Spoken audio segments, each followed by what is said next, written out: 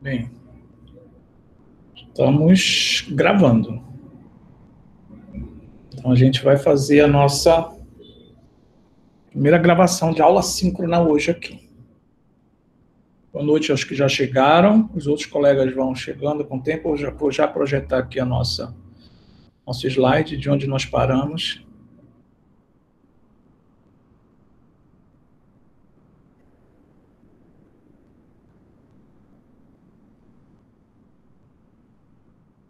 Vocês estão me ouvindo e vendo bem aí? Sim. Bem, boa noite a todos, espero que todos estejam bem. Conforme eu entrei também com a minha conta no celular, se entrar alguém aí, eu vou poder aceitar aqui pelo celular, sem interromper aqui o slide. A aula passada a gente apresentou a disciplina, né, e fez um preâmbulo aí, falando um pouquinho sobre a ideia inicial, a ideia geral do que são os sistemas distribuídos. Se você quiser pensar assim, na primeira...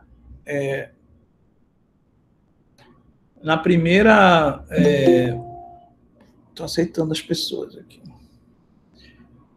Primeira ideia, se você pensa no contrário, um sistema centralizado. O que seria a ideia de um sistema centralizado? Pensa num sistema onde eu tenho um servidor que provê algum tipo de serviço. O que é um servidor, né? É uma máquina e um software onde eu vou prover algum tipo de serviço. Pode ser um serviço de acesso a páginas web, pode ser um serviço de comunicação, tipo a internet, pode ser um serviço de e-mail, mas eu tenho uma máquina centralizada fisicamente em um local e todo mundo acessa aquela máquina. Esse é um sistema centralizado. Eu posso começar a pensar num sistema distribuído como o oposto disso, onde o meu sistema, tanto o software quanto o hardware, não está centralizado em uma máquina só, né? Eu tenho aí réplicas dessas máquinas, réplicas dos softwares também, né? E as pessoas podem acessar qualquer uma dessas réplicas sem ter a noção, né, de qual réplica estão acessando e nem onde ficam essas réplicas. Então, o servidor, existe aí um conceito, e a gente vai entrar hoje nesse conceito, que é o conceito de transparência. Lembrando que transparência em computação ele tem um sentido meio que esquisito. Transparente, quando a gente diz em computação que uma coisa é transparente ao usuário, uma pessoa de fora ela vai pensar, transparente quer dizer que o cara enxerga tudo. É o contrário. Transparente ao usuário em computação é oculto do usuário. O usuário não faz ideia do que está acontecendo. Tá? Então, num sistema distribuído, ele está acessando ali o sistema computacional, mas não sabe aonde. Né? E nem sabe, às vezes, que as partes desse sistema estão espalhadas por aí, mas para o usuário, aquilo tudo é transparente, aquilo não aparece. O sistema funciona como um todo, né? E o que importa para o usuário final é essa ideia. Não, eu estou acessando localmente, é como se eu estivesse aqui com o sistema todo, para mim, funcionando na minha máquina local. Então, hoje a gente vai... Isso foi onde a gente parou na aula passada, né? Ainda conceituando, a gente viu aqui os dois principais autores aí da área, o Tannenbaum e o George Coulouris, dos livros que eu já passei para vocês, aí estão disponíveis também no formato digital, e a gente tem eles também na nossa biblioteca. Hoje a gente vai começar falando das características de um sistema distribuído, ou seja, o que difere. Então a gente vai falar algumas coisas aqui para ir construindo os detalhes do que vem a ser um sistema distribuído. O que ele tem de diferente, qual é a grande sacada, e na verdade hoje, gente, os grandes sistemas globais na nuvem, na web, na internet, onde todo mundo está utilizando, eles são todos distribuídos, com raríssimas exceções. São sistemas distribuídos. Então, algumas características aqui. Primeiro, cada computador funciona independente de fazer parte ou não do sistema distribuído. A gente até já falou sobre isso na aula passada. Eu tenho várias máquinas com software e hardware fisicamente e geograficamente espalhados, e eles formam um sistema distribuído, mas localmente eles funcionam independente do resto do sistema. eu formo o meu sistema lá distribuído, eu sou parte dele, mas independente do sistema, eu funciono para aqui, para os meus usuários locais. O usuário, aquela questão da transparência, o usuário não tem nenhuma ideia de que ele está acessando ao mesmo tempo diversos computadores, ele não sabe onde estão localizados esses computadores e que esse sistema ele é um sistema único. Para o usuário, essa é a ideia, né? De que é um sistema único, ele não está compartilhado em diversos locais, com diversos equipamentos de hardware e diversos equipamentos de software. Uma característica fundamental do sistema distribuído é que as partes se comunicam. Aí, na aula passada, eu até falei que lembra lá, em Teoria Geral de Sistemas, quando o Bertalanffy trouxe essa ideia dos sistemas que são divididos em subsistemas, e esses subsistemas se comunicam e funcionam trocando informações, entradas e saídas, ou seja, existe uma sinergia entre eles. Os componentes do sistema distribuído, para que seja um sistema distribuído, tem que ter essa mesma ideia lá da Teoria Geral de Sistemas de cooperação entre as partes.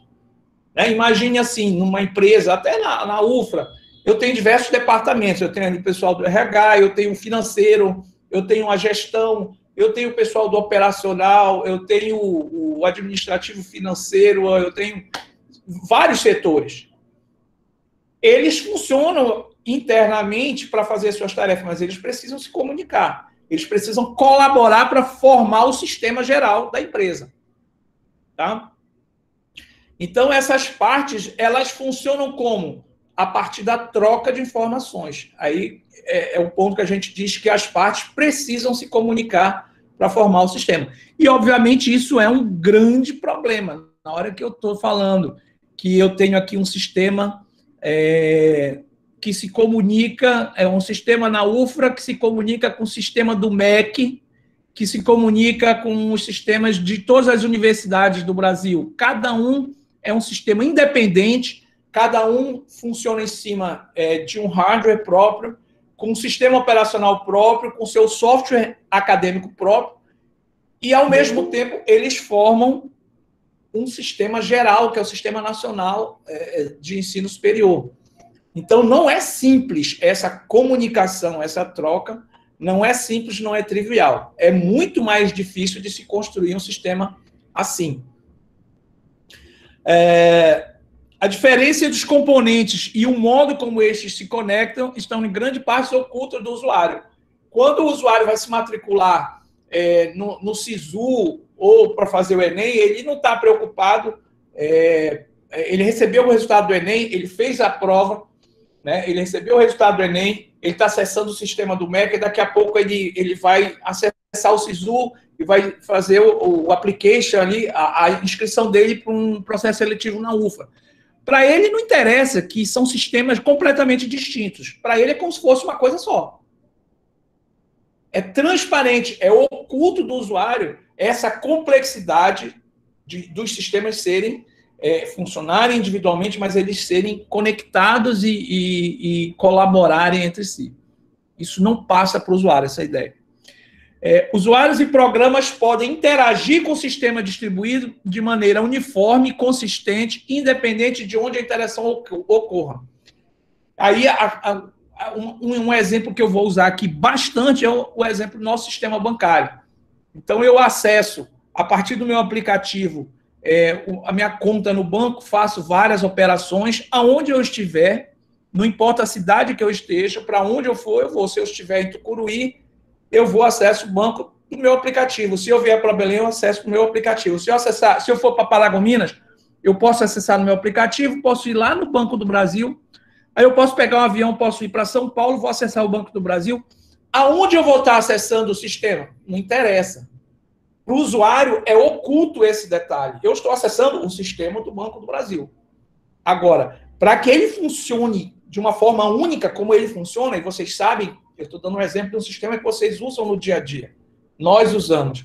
Então, ele funciona como se fosse uma coisa só, como se ele estivesse dentro do nosso celular. E não está. Ele está completamente distribuído. Hardware e software espalhados geograficamente por uma série de de localizações geográficas distintas. Desde computadores grandes até um sensor, uma câmera de vigilância, tudo pode ser um componente de um sistema distribuído. Então, eu posso ter máquinas... o conceito que a gente fala de um sistema heterogêneo. O que é um sistema heterogêneo? Eu posso ter diferentes tipos de arquitetura de computador, eu posso ter diferentes sistemas operacionais, cada um está rodando um software próprio em cima deles, né? E cada um de um porte diferente. Um pode ser um celular, um pode ser um supercomputador, pode ser um notebook, pode ser um supercomputador, pode ser uma câmera de vigilância, pode ser um equipamento de IoT. Tudo vai estar ali pendurado, formando uma rede de componentes de hardware e software, que é o meu sistema distribuído. Então, o sistema distribuído permite a interconexão de diversos tipos de equipamento em diversas modalidades de arquitetura e de software, formando um sistema único que, para o usuário que está acessando esse sistema, ele funciona como se fosse um componente só. Quem está do lado de cá, do lado técnico, nos bastidores, sabe que não é um componente só, que ele é um sistema completamente espalhado. Os sistemas distribuídos devem ser fáceis de expandir e de escalar. A gente vai falar de algumas características aqui, né, que são desejáveis nos sistemas distribuídos. E uma dessas ideias é a possibilidade de escalabilidade. O que é escalabilidade? Crescimento. Eu vou dar alguns exemplos aqui ao longo do curso, que são coisas que a gente conhece, mas tem uma loja que todo mundo já deve ter ouvido falar, de material esportivo, que é a Netshoes. A Netshoes é uma loja física e que, de repente, ela entrou no mercado do e-commerce e ela começou a crescer, vender muito, e eles expandiram, né? Para isso, eles tiveram que investir, obviamente, eles começaram a crescer, eles tiveram que distribuir o sistema deles, ou seja, começar a colocar diversos servidores em diversas cidades para poder atender a demanda. Então, a gente tinha muita demanda no Centro-Oeste, então bora pôr um servidor lá no Centro-Oeste. Muita demanda agora no Nordeste, vamos pôr pelo menos 2 servidores no Nordeste. Por quê? E eles trabalham de forma integrada, esses servidores, são réplicas que trabalham conectados. Mas eles tiveram que distribuir. Gente, aí chegou um momento que eles abriram capital na bolsa para pegar muito investimento e eles abriram o sistema deles. Hoje, eles têm servidores espalhados em toda a América, especialmente a América Latina, né? E eles são o maior site de e-commerce esportivo de toda a América Latina. Mas eles não chegaram assim com um sistema centralizado lá na cidade onde surgiram. Eles tiveram que distribuir o sistema. Então, eles tiveram que colocar servidores para atender localmente aquela demanda. Tudo bem até aqui? Eu tô no slide, mas aqui pelo celular eu acompanho o chat de vocês. Então, eu quero só um feedback de vocês, pode ser por microfone ou pelo chat, dizendo que estão ok, que ainda estão aí, que eu estou conectado ainda. Tudo bem, professor. Por aqui. Tudo ok. Ok, né? Então, vamos prosseguir. Ainda nas características dos sistemas distribuídos, para o usuário, como a gente falou, a distribuição em si do sistema tem que ser transparente, tem que ser oculta. O usuário não deve notar quando as partes do sistema, por exemplo, estão em manutenção. Olha, imagina, o sistema do Banco do Brasil em Belém precisou sofrer manutenção, seja qualquer tipo de manutenção. A gente vai falar mais disso quando a gente for falar de transparência. Eu tenho um tipo de transparência especificamente para isso. Mas eles estão dando manutenção no servidor que hospeda o banco, o site de serviço, o servidor de aplicação do Banco do Brasil no estado do Pará é hospedado aqui em Belém, no prédio do Banco do Brasil, na Presidente Vargas. Aí está em manutenção. Esse precisou sair do ar. Meu Deus, parou o sistema. Não parou. O sistema vai, aí eu falei na aula passada, a rede DNS vai direcionar um IP para outro servidor do Banco do Brasil fornecer aquelas informações, enquanto o de Belém estiver fora. E para o usuário, nem afetou, ele não quis nem saber. Imagina, eu estou acessando aqui, aí vem uma mensagem, o servidor da cidade mais próxima que você está fora do ar em manutenção, não posso responder o seu pedido, o seu request HTTP. Imagina, não existe isso, né? Porque é um sistema distribuído. Então, quando uma das partes está em manutenção, sendo trocada, consertada, sendo expandida, sendo movida de lugar, às vezes mudou. Aí agora eu vou tirar um servidor que estava em Santarém e vou levar para Macapá, que a demanda lá está maior. Então, nessa troca, eu mudei de localização física do meu servidor. O usuário, isso aí foi indiferente, não fez nenhuma diferença. Exatamente porque o sistema distribuído ele tem essa característica. O usuário vai acessar sem saber de onde ele está acessando. Né? A ideia é que o sistema distribuído esteja continuamente disponível. E aí vem um termo, gente, que em sistemas de informação ele é muito importante, particularmente em gestão de TI. Vocês já ouviram falar de gestão de TI? A gente vai ter disciplinas para falar ainda disso, mas gerência de TI, gestão de TI, tá? O termo mais... o pessoal gosta desse termo hoje em dia, né? Estão mudando, é governança de TI. Nessa área existe um termo que é disponibilidade. O que é disponibilidade? Disponibilidade de serviço. Olha, eu vou dar uma ideia para vocês. Eu estava até ontem numa avaliação do MEC, né? Papel nessas avaliações, eu sou avaliador de um tipo de avaliação particular, que é a avaliação quando uma instituição quer se credenciar para oferecer cursos EAD. Então, esse é um tipo de avaliação que se chama avaliação institucional EAD. Aí eles pedem para o MEC faz uma comissão e a gente vai avaliar. Como a gente ainda está no fim de pandemia, mas ainda está em pandemia, mudou para avaliação virtual. Eu já não viajei, eu fiz toda aqui no meu quarto a avaliação. Mas o meu papel nessa avaliação, eu sou perfil TI. Então, eu vou avaliar a infraestrutura de TI da instituição para ver se eles têm condição de ofertar um curso. Então, por exemplo, uma das coisas que a gente vê é se eles têm... Deixa eu pegar aqui a minha canetinha.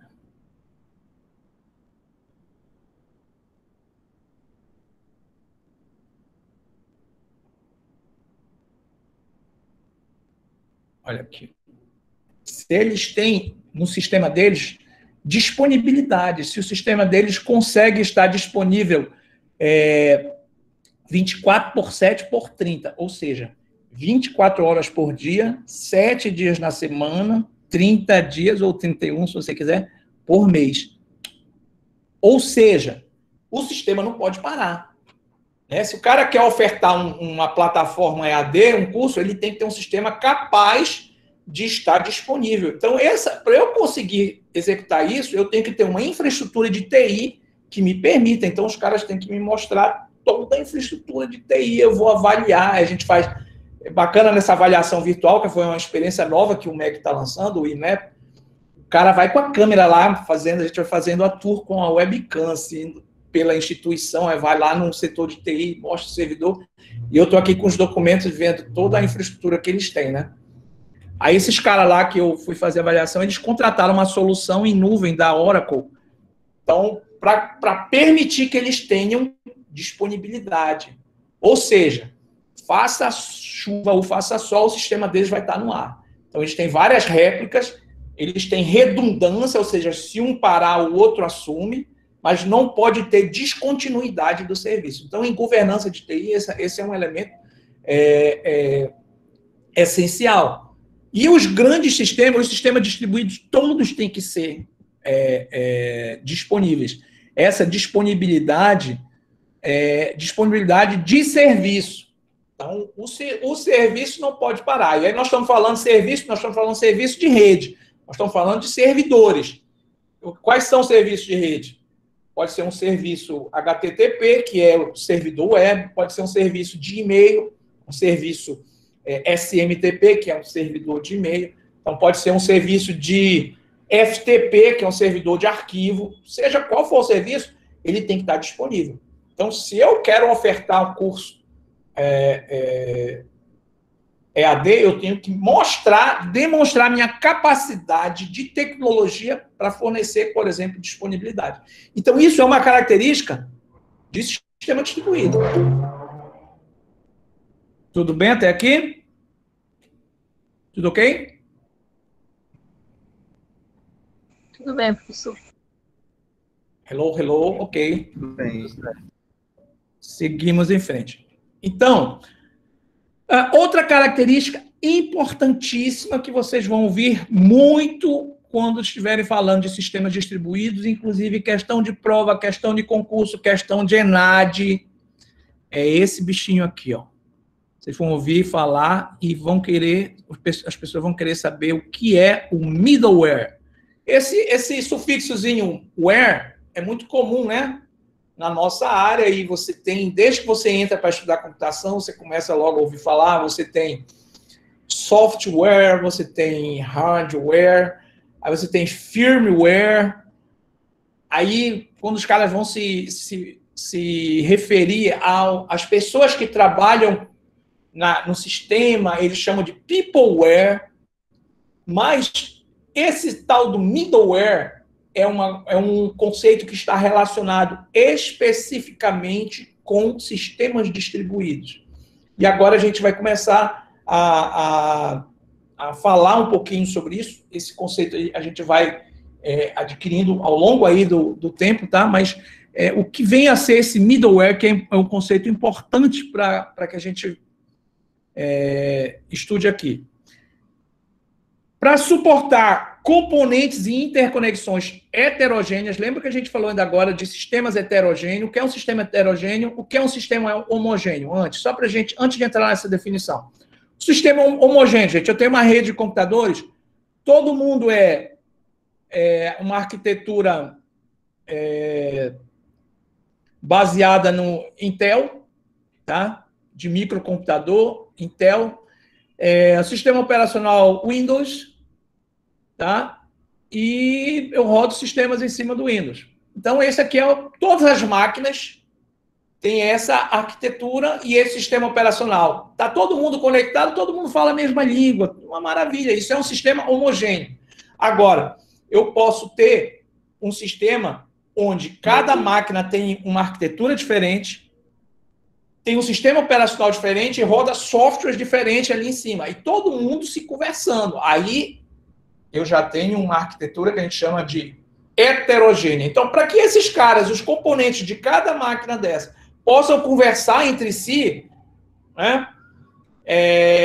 E eu ter a ideia de que isso tudo funciona como um sistema único, os sistemas distribuídos, eles são organizados por meio de uma camada de software. Então, existe uma nova camada que é colocada ali no meio para ser um intermediário entre as camadas adjacentes, subjacentes, que são ali sistema operacional e hardware, e as camadas de software para cima, que são as camadas adjacentes.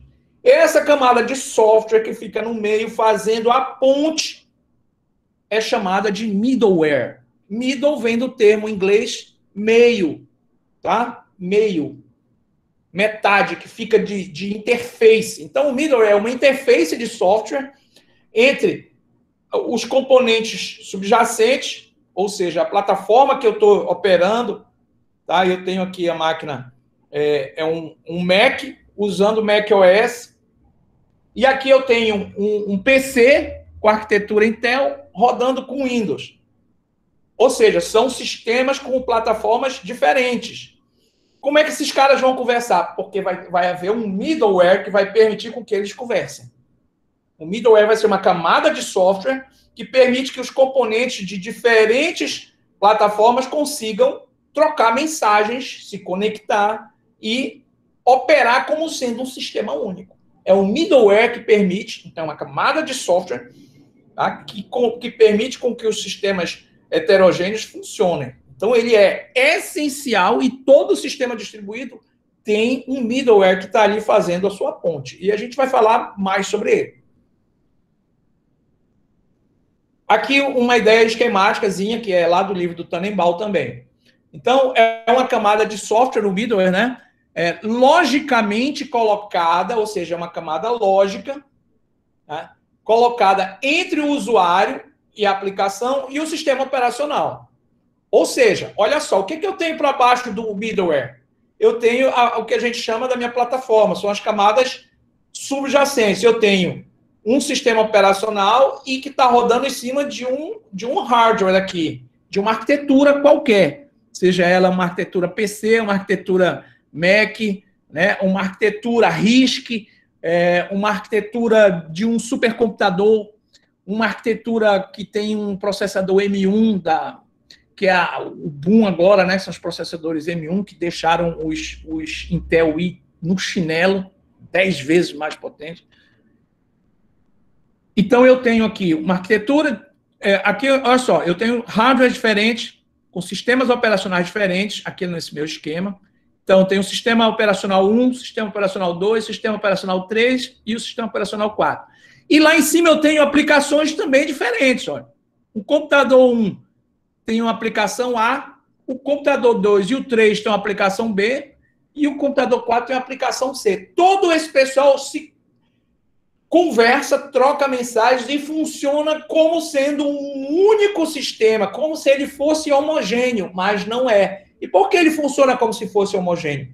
Porque eu tenho aqui no meio uma camada de software que faz essa interface que é chamada middleware. É a camada de sistema distribuído, conhecida como middleware. E aqui eu tenho um clássico exemplo de um sistema heterogêneo. Tá? Por que heterogêneo? Porque eu tenho plataformas diferentes que conversam e funcionam como se eles fossem uma coisa só. Vocês agora, a gente está conectado aqui quantas pessoas hoje, nesse momento? 23, nós temos 24 conexões aqui, incluindo 2 minhas. Então, somos 2 e mais 22 alunos. Nós estamos conectados, gente, numa aula online síncrona, mas cada um de vocês está em uma plataforma distinta. Tá? Eu estou aqui usando uma arquitetura em cima do i7 aqui, com o sistema operacional macOS. No celular eu tenho uma arquitetura que eu nem sei qual é, aqui do iPhone, usando o iOS. Acessando uma aula síncrona, e vocês aí, cada um de vocês está com um sistema operacional diferente, com uma arquitetura diferente. Nós estamos usando a mesma aplicação. Qual é a aplicação que a gente está usando? É o Google Meet. A aplicação lá em cima, na camada, que é um aplicativo de videoconferência, é a mesma. Mas a nossa plataforma, a nossa camada adjacente, aqui nessa aula, ela é distinta. Então, por que está funcionando, gente? Ah, professor, está funcionando porque é uma rede. Porque é uma rede. Isso é o usuário leigo que fala, nós somos da computação, a gente tem que entender. A gente está funcionando como se fosse todo mundo num único sistema, como se todo mundo usasse o mesmo sistema, né? Porque tem uma camada de software chamada middleware que está fazendo a comunicação para nós. Existe uma camada de sistema distribuído permitindo que nossos sistemas, que são heterogêneos, funcionem como um único sistema homogêneo. Tá? A gente está falando sobre isso aqui, mas imagina quantas pessoas usam o Google Meet na própria UFA para aula. Eles sabem o que é um middleware? Eles sabem o que é um sistema heterogêneo? Eles fazem a menor ideia, né? Entende bulhufa. Não sabe malmente o que é um sistema operacional. A arquitetura, muito menos. Mas esse pessoal, eles estão usando o sistema para uma aula síncrona, um sistema de videoconferência, de forma transparente. Para ele está funcionando como se fosse uma coisa só, como se todo mundo tivesse num único local reunido. Essa é a pessoa do middleware, é essa camada de software que a gente chama de camada de sistema distribuído, que é a responsável por fazer essa interface entre as plataformas distintas e as aplicações distintas que estão aqui em cima. É por causa do middleware que a gente consegue conectar essas máquinas distintas. E se eu não tiver um middleware, eu não consigo fazer essa interconexão de componentes. Tudo bem até aqui? Tudo tranquilo, professor. Tudo. All right. Estão vivos, ainda não começou a novela, né? Tá cedo ainda, só das 7. Aí, olha, eu vou dar alguns, 3 exemplos ou 4 aqui básicos de aplicações reais que são sistemas distribuídos. O primeiro, assim, um exemplo genérico. Isso aqui é um artigo que tem uma proposta de uma arquitetura para uma aplicação de localização de dispositivos em ambientes internos. Então, esse artigo ele propõe um sistema distribuído que permite que eu identifique os dispositivos e consiga controlar, veja a localização, onde eles estão, tal, e eu consigo ver a movimentação, tudinho. Agora, olha só, veja que eu tenho camadas distintas aqui, ó. Eu tenho aqui o serviço da federação, tal, camada de enlace e a camada física. Aqui eu tenho a descrição, mas, basicamente, se eu for olhar aqui do lado direito, que é o que vai nos importar agora, qual é a ideia? Eu tenho vários tipos de computadores, celular, computador de mesa, notebook, tablet, eu posso ter aí uma câmera, eu posso ter um game, um Xbox, eu posso ter um supercomputador, então, são várias máquinas distintas, cada uma tem um papel diferente, né? Cada um tem um tipo de comunicação diferente. Se vocês lembram de arquitetura de computador, gente, quando a gente está falando de arquitetura, qual é a importância? Por que eu não posso comunicar? Por que um Mac nos comunica com um Linux ou com uma máquina que roda Windows? Porque as arquiteturas são diferentes. Uma arquitetura de computador, ela está em função do processador e ela é construída, gente, com um conjunto de instruções. Então, cada arquitetura proposta pelos projetistas, os designers que fazem projetos saiu a nova arquitetura lá do Intel i9, no i11 que vai sair lá, sei lá. Então, ele propõe uma arquitetura. Aí, ali tem o processador, tem a placa-mãe, tem um conjunto de instruções que aquela arquitetura executa. Cada arquitetura tem o seu conjunto de instruções. Então, quando eu estou numa arquitetura diferente, se eu estou no Mac aqui, aí os comandos, as instruções que a minha máquina executa não são as mesmas da outra máquina. Elas são diferentes, porque a arquitetura é diferente. Então, quando eu ponho um computador, um sistema operacional macOS nesse computador aqui, esse macOS ele foi feito para administrar os recursos dessa máquina, dessa arquitetura, com o conjunto de instruções dessa máquina aqui. Ela não funciona para a máquina do Linux. Ela não funciona para a máquina do PC. Ela funciona para essa aqui. Então, os sistemas operacionais eles estão casados com a arquitetura. Certo? Então, eles falam o mundo particular deles. Então, teoricamente, não daria para conversar. Então, as instruções são diferentes. Pô, mas aí como é que eu faço? Imagine, eu estou aqui programando, né? Eu não vou nem programação, vamos aqui para eu estou no Zap. É lá, camada de aplicação, um aplicativo de Instant Messenger. Né? O WhatsApp é um aplicativo de mensagem instantânea. Aí, eu mandei uma mensagem. Aí, essa mensagem, ela vai passando, ela vai chegar uma hora que ela vai chegar lá na camada física. Vai descendo aquelas camadas de rede, né? A gente vai falar mais para frente de novo. Como eu disse para vocês, a gente vai estar sempre voltando em arquitetura de computadores, sistemas operacionais, redes. Aí chegou na camada física, aí ele vai dar instruções no nível físico. Como é que eu vou dar instrução para o nível físico? Se aqui na minha máquina as instruções são da arquitetura Intel e lá na outra máquina a instrução é uma arquitetura RISC, é um conjunto diferente de instruções. O segredo está aqui, ó. É o middleware, porque eu tenho uma camada de sistema distribuído que me permite essa comunicação. Então eu tenho comunicações distintas, cada máquina tem o seu conjunto de instruções, o seu conjunto de chamadas para processo, tá? Cada sistema operacional tem a sua forma de implementar a fila de processos, o escalonador. Cada sistema operacional tem o seu. Então, tem que ter uma camada de interface que permita que os vários sistemas operacionais consigam falar a mesma língua. E as camadas têm abstrações diferentes, né? Então, esse é um exemplo genérico, tal, mas vamos dar aqui alguns exemplos que são mais diretos, exemplos específicos. O sistema de e-mail. Nosso segundo exemplo aqui, já mais específico e não genérico.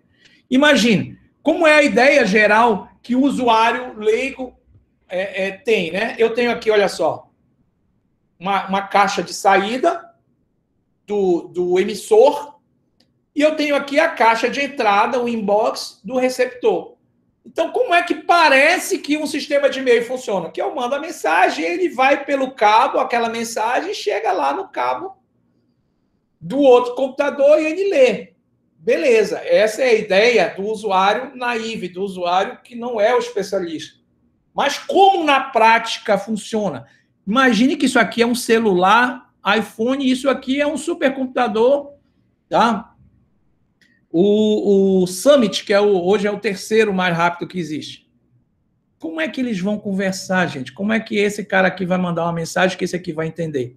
Aí, nós que somos da área de técnica, a gente já entende que existe toda uma forma de tratamento dessa informação para que ela chegue do outro lado. Então, eu tenho aqui as camadas, né? Se eu for resumir aqui nas camadas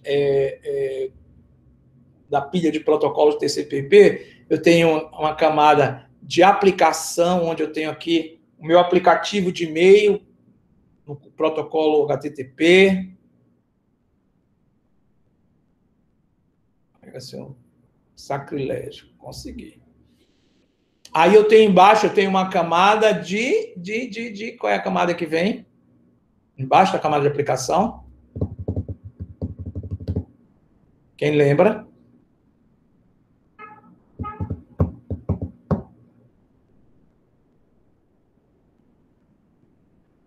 Alguém lembra? Tem alguém na sala ainda? Apresentação, professor. Não. Estou no modelo TCP/IP. Não, a camada embaixo da de aplicação é de apresentação. Não. No modelo TCP, eu não sou acostumado com OSI. O TCP OSI são responde. Quem é a segunda camada, abaixo da camada de apresentação? Camada de aplicação. Quem lembra? Vamos lá, gente. Vocês já fizeram rede. Transporte. Na camada de transporte vai ter um outro protocolo que vai receber a informação aqui que veio do HTTP, né? E vai fazer a conexão. Lembram? Por exemplo, eu tenho aqui o protocolo TCP e o UDP. Quem é o protocolo que trabalha com HTTP? É o TCP, que faz conexão fim a fim com entrega garantida. Aí eu venho para a camada de rede, onde eu vou fazer o endereçamento máquina a máquina. Aí aqui eu tenho, por exemplo, o protocolo IP. Aí eu vou para outra camada mais embaixo, eu venho para a camada de enlace, camada de link, onde eu vou preparar os dados no formato que ela vai ser enviado na camada física. Então, se na camada física eu estiver usando o Wi-Fi, na camada de link eu já vou empacotar no formato do Wi-Fi, os frames aqui, né? Se eu for enviar via um cabo Ethernet, aqui na camada de enlace, os dados já vão ser colocados, os frames, no formato próprio da Ethernet, do padrão Ethernet. Preparados os frames na camada de enlace, aí eu vou para a camada mais básica, que é a camada física, chamando aqui de PH. Na camada física, aí sim, os frames vão ser enviados lá no nível da camada física, no cabo, no ar, através do Wi-Fi, do Bluetooth, através do cabo par trançado, coaxial, seja qual for, fibra ótica. Essa informação vai trafegando pelos roteadores. Chega do outro lado, eu vou fazer o desempacotamento dessa informação, vou subindo as mesmas camadas, até que eu vou entregar aqui na caixa de e-mail, usando os mesmos protocolos que eu usei aqui, tá? Vou usar do outro lado. E aí, sim, essa máquina conseguiu receber a informação que eu enviei do outro lado. Ou seja, o sistema aparentemente manda a mensagem direto, mas nós sabemos que não é assim. Existe toda uma camada uma pilha de protocolos que vai empacotando essa informação, aí ela é enviada de fato na camada física, e aí do outro lado eu consigo entregar o e-mail na caixa postal. E mais, né? Na verdade, a gente sabe que o e-mail ele não é entregue direto na máquina, ele é entregue no servidor de e-mail, e aí o servidor de e-mail, o meu programa de e-mail local, ele vai buscar na caixa do meu servidor de e-mail, seja o Yahoo, Gmail, etc. Mas tudo bem. Quem é o middleware? Eu pergunto para vocês, aqui no nosso sisteminha de e-mail, quem é o middleware? O que vocês me dizem? Chat ou microfone aí?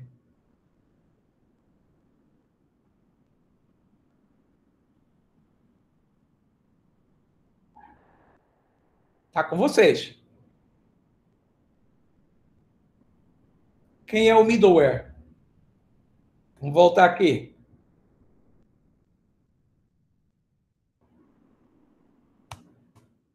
E aí? Quem arrisca?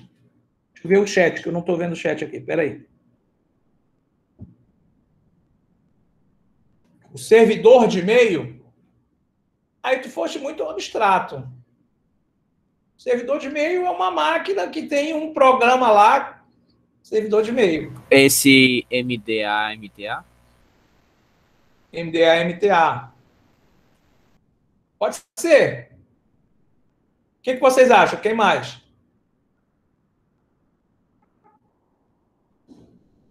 O que é o middleware aqui nesse meu esquema de e-mail?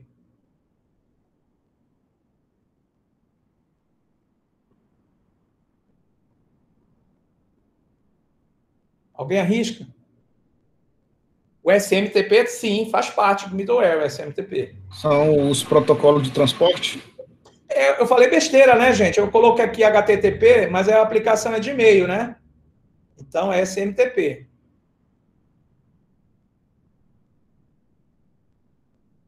Gente, aqui, o middleware vai ser o conjunto dos protocolos que foram usados, tá? Então, aqui, olha, SMTP na camada de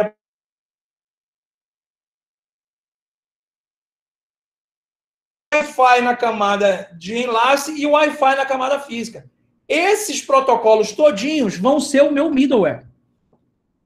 Eles são a interface de software que permite que essa máquina, que é heterogênea, que tem um sistema operacional próprio, uma arquitetura própria, converse, mande e troque e-mails com essa outra máquina que é heterogênea, ou seja, ela tem outra arquitetura de computador e outro sistema operacional. Então, é exatamente o meu conjunto de protocolos, que são software, é camada de software, os protocolos, né? Esse aqui, eu usei o exemplo básico aqui de uma rede TCP/IP, que é mais claro para a gente. O meu middleware aqui vai ser um conjunto de SMTP na camada de aplicação, TCP na camada de transporte, IP na camada de rede, Wi-Fi na camada de enlace e Wi-Fi na camada física. Esses protocolos todinhos formam o meu middleware. Ou seja, é a minha interface de software, minha interface de sistema distribuído que permite a interconexão, a troca de informações entre sistemas heterogêneos, que têm plataformas distintas, com arquitetura diferente, sistema operacional diferente. Marcos não entendeu o que é o middleware. Alguém entendeu o que é middleware? Antes de eu responder, que eu estou falando até agora, a meia hora é só sobre middleware. Alguém conseguiu entender o que é middleware?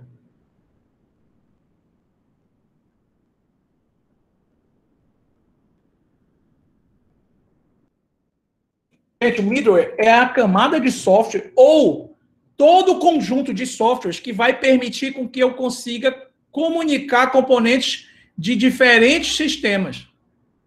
Então, olha só, aqui, ó, eu tenho aqui um sistema operacional rodando em cima de uma arquitetura, aqui eu tenho outro diferente, outro sistema operacional rodando em cima de outra arquitetura, outro sistema operacional, aqui, digamos que eu tenho aqui o macOS, aqui eu tenho o Windows, aqui eu tenho o Linux, e aqui eu tenho, sei lá, o Unix, cada um rodando numa arquitetura diferente.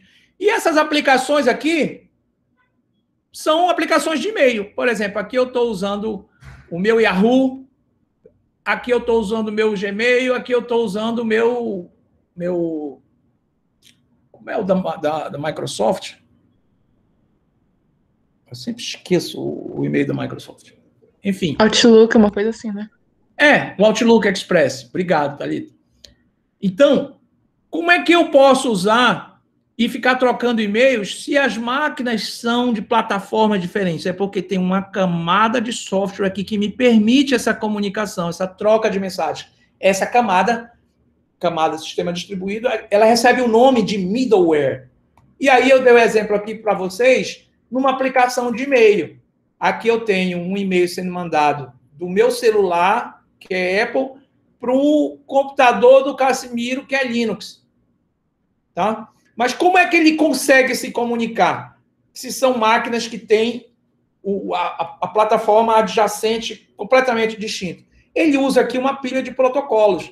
Ele usa aqui o SMTP na camada de aplicação, o TCP na camada de enlace, camada de transporte, o IP na camada de rede, o Wi-Fi, no meu caso, na camada de enlace e o Wi-Fi na camada física. Lá na casa do Casimiro, onde ele está no notebook dele, vai chegar lá não é Wi-Fi, então na rede física vai chegar no Ethernet, porque ele está cabeado lá, plugado na Ethernet. Aí na camada física chega no formato Ethernet, aí vai para a camada de enlace também, no formato Ethernet, sobe para o IP, sobe para o TCP, sobe para o SMTP, para a caixa postal dele. Aí ele consegue acessar o e-mail que eu mandei do meu celular. Ou seja, quem é o middleware nessa aplicação? É o conjunto dos protocolos que eu usei, tá? O SMTP, o HTTP, o TCP, o IP e o Wi-Fi. Do lado de cá, o SMTP, o TCP, o IP, o Ethernet e o Ethernet. O middleware é todo o conjunto de software que me permitiu que os componentes distintos conversassem, de sistemas heterogêneos consigam conversar e funcionar como sendo um único sistema. Porque quando a gente manda e-mail, gente, da onde a gente estiver, a gente manda. Eu acesso às vezes no celular, às vezes eu acesso no notebook, às vezes eu acesso no desktop. Você acessa de onde quiser, né? Até na televisão você acessa e-mail, na Smart TV. Então, é como se fosse um sistema único, mas na prática a gente sabe que nós temos vários tipos de computadores, cada um com papéis diferentes, cada um com formas de comunicação diferentes, e isso com várias camadas lógicas. No nosso caso aqui, quem são as camadas? Quem é o nosso middleware? São os protocolos públicos da internet. Tudo bem? Quem é o middleware aqui no caso? É o software do meio, isso. Jean. No nosso caso aqui, é uma pilha de softwares, que são os protocolos, né? Que são usados. Ok, Marcos? O resto do pessoal, a ideia de um middleware, tá ok? É interessante porque é a aplicação de meio que você usa. Tá? Uma outra aplicaçãozinha aqui, bem comum também, hoje em dia, cada vez mais, né? Quem aí joga jogos online? Nós. Olha aí, só os viciados. Quando você está fazendo jogos online, né? Isso, Casimiro, é o conjunto de todos os softwares que permitem com que sistemas heterogêneos consigam se comunicar. Sistemas que são de diferentes plataformas. Quando eu falar plataforma aqui, o que é plataforma? Arquitetura de computador e um sistema operacional rodando em cima dela. Isso é plataforma. Então, plataformas diferentes que estão funcionando. Vocês, aqui, jogos online. Todo mundo, cada um é numa plataforma, né? Um está no celular, um está no notebook, um está no computador, outro pode estar no mainframe, um pode estar usando um servidor da universidade, o Luciano joga no servidor da prefeitura. Olha só, está sendo gravado, brincadeira, viu? Outro joga na TV. Então, são plataformas diferentes. E está todo mundo jogando, funcionando. Então, existe aí um monte de camadas de software. Existe um bocado de software que está aí empilhado para fornecer a possibilidade dessas diversas máquinas interagirem, trocarem informações como se fosse um sistema único. Então, você está jogando teu game ali, o CS, aí você não quer saber onde o cara está, nem que computador ele está usando, qual é o sistema operacional que ele está usando. Então, nem aí. Tem uma camada ali, que é o middleware, que a gente já viu que não é só um software, né? Pode ser um monte de softwares, uma pilha de softwares, então, que está permitindo com que esses diversos usuários estejam usando programas para rede e trocando informação, como se fosse um sistema único. E não é. É um sistema heterogêneo. Aqui de novo, toda uma malha aí de redes de jogos online, né? Vários computadores, vários tipos de papel, ou seja, um é servidor, outro é cliente, às vezes é uma conexão peer-to-peer, né? Várias formas de comunicação, vários tipos de chamada. No nível de hardware tem um monte de instruções diferentes, cada arquitetura tem o seu conjunto de instruções, e eles estão trocando informação como se todo mundo estivesse na mesma sala jogando no mesmo computador. E não estão. É porque existe uma camada de software ali, chamada de camada de sistema distribuído, ou middleware, que permite isso.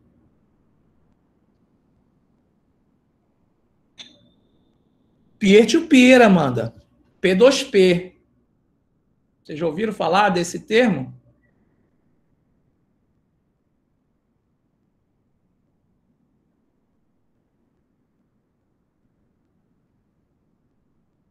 Ponto a ponto também. O termo em inglês é peer-to-peer, né? Aí a sigla é P2P, P2P, e em português a gente traduz por ponto a ponto, que é um sistema onde eu não conecto num servidor. Vocês sabem dar um exemplo aí de uma aplicação peer-to-peer? A gente vai falar disso em sistema distribuído. Tem alguns sistemas distribuídos em que parte deles é peer-to-peer. Alguém pode dar Hamashi? Não sei o que é Hamashi. O que é Hamashi? A Amanda. A Amanda já virou aí o home broker.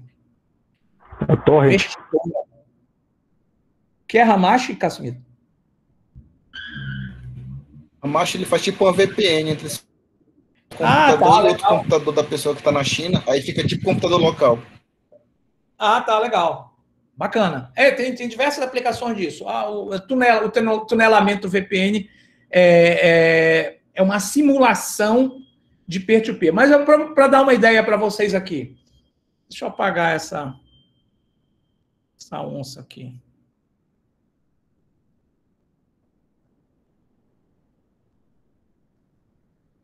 Pronto.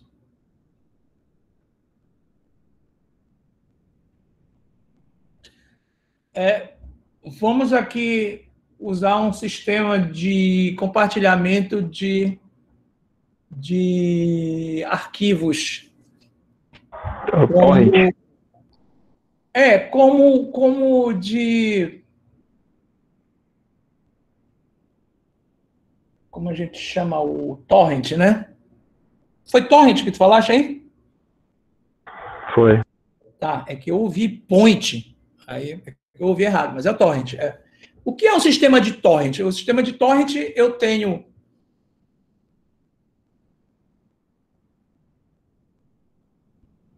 um servidor. A canetinha. Eu tenho um servidor aqui. Tá? Não, antes do torrent, vamos falar de um aplicativo tipo WhatsApp, tá? Olha só, eu tenho aqui o servidor do WhatsApp, onde eu tenho que logar, sempre o que é um servidor? Ele tem algum tipo de serviço e eu tenho os clientes. Então, eu tenho aqui o servidor WhatsApp e eu tenho os clientes WhatsApp aqui, ó, vários clientes WhatsApp. Cada um de nós aqui, né? Então, qual é o serviço que o servidor do WhatsApp de Instant Message fornece? As pessoas se cadastram, criam uma conta, né? E ele mantém ali um registro daquelas pessoas, especialmente quando elas estão online. Eu vou dar um exemplo mais antigo que o WhatsApp ele acabou modernizando. Vou usar o MSN, o Messenger. Eu não sei se vocês são dessa época, né? Vocês são os novinhos. Mas o que era o Messenger? Era assim, eu mandava mensagem, e se o cara tivesse online, se ele tivesse offline, mas se tiver online, a gente já via ali a bolinha verde acesa, ele está online, ou ele não está online, beleza. Quando o cara entrava online, esse cliente, a Amanda entrou online aqui, aí ela logou no servidor, colocou a senha dela, bacana. Aí, quando ela logou, o usuário dela ficou verdinho para todos os contatos dela, ou seja, ela está online. E a Amanda recebeu um sinal aqui do servidor falando dos contatos dela, todos que estão online. Então, ela descobriu lá que está online o Luciano, o Cassimiro e a Thalita. Legal. Aí, vejam, isso aqui, quando eu vou conectar com o servidor, gente, é um tipo de conexão, um tipo de aplicação que ela precisa ser de escada. Então, quem faz na camada de transporte, quem faz esse tipo de conexão? É o TCP. O TCP, ele conecta, ele disca, aí ele espera, diz, ok, recebi, aí recebo de volta, ok, podemos começar a conversar. Aí eu estou conectado no meu servidor, começo a trocar mensagem. Ele se conecta no servidor, ele recebe. Aí a Amanda se conectou, a luzinha de online dela foi acesa nos contatos dela, e ela recebeu aqui a mensagem dizendo, olha, o Luciano, o Cassimiro e a Thalita estão online. Ah, legal, estão online. Aí ela resolve falar com a Thalita, né? O que é falar com a Thalita? Para a usuária Amanda, é só clicar, dar 2 cliques no nome Thalita. Na prática, não é assim. Na prática, quando ela está dando 2 cliques, ela está dizendo assim, eu quero conversar com a Thalita. Aí, o IP que a Thalita entrou e se logou no servidor, a Thalita está bem aqui, ó. A Thalita também se logou no servidor, está online. Então, quando eu me logo no servidor, o servidor guarda o meu número IP que eu conectei, um IP dinâmico, e que eu conectei. Tá? Aí, a Amanda quer falar com a Thalita.